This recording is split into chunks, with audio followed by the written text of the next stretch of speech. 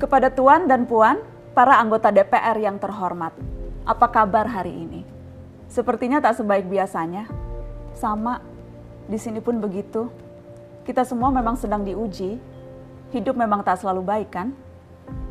Seperti kami-kami ini, Tuan dan Puan juga mungkin lebih banyak bekerja di rumah. Kalau lihat siaran sidang atau rapat terbuka di gedung DPR sekarang sih kelihatannya banyak kursi yang kosong. Tapi biasanya juga kosong kan ya?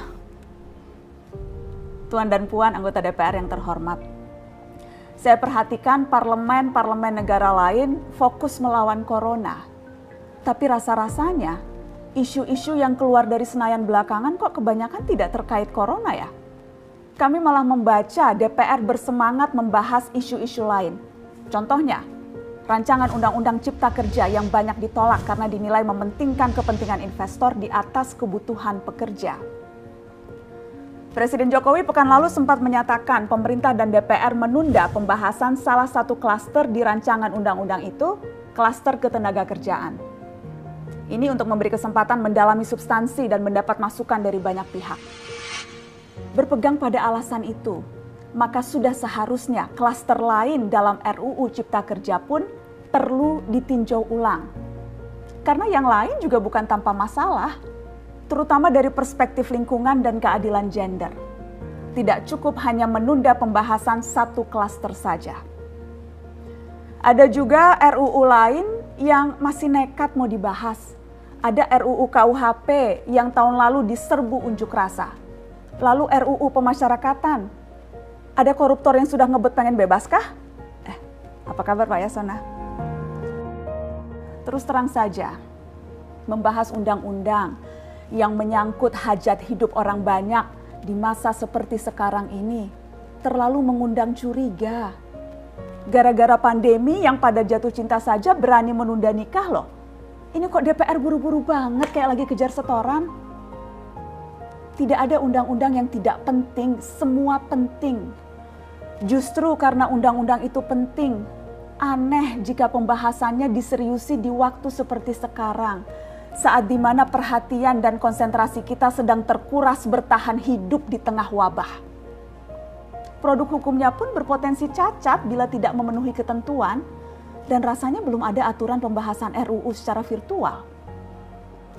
Jika ngotot menuntaskan Omnibus Law atau RUU KUHP atau RUU pemasyarakatan, jangan salahkan jika ada yang menilai DPR tidak menjadikan perang melawan corona sebagai prioritas. Saya percaya setiap tindakan dan keputusan di masa krisis mencerminkan skala prioritas. Atau memang inikah prioritas wakil-wakil rakyat kami saat ini? Bikin ribut juga jelas tak seharusnya jadi prioritas. Satgas COVID-19 DPR kemarin dikabarkan mengimpor jamu ilegal dari Tiongkok secara besar-besaran untuk pasien positif virus corona.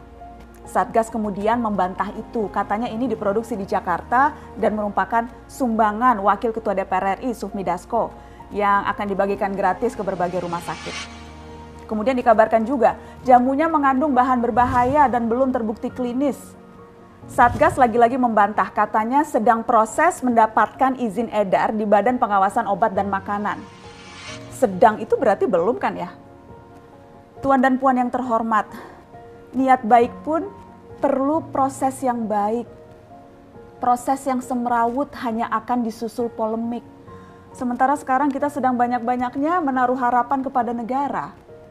Tindak tanduk DPR salah benarnya akan selalu dilihat.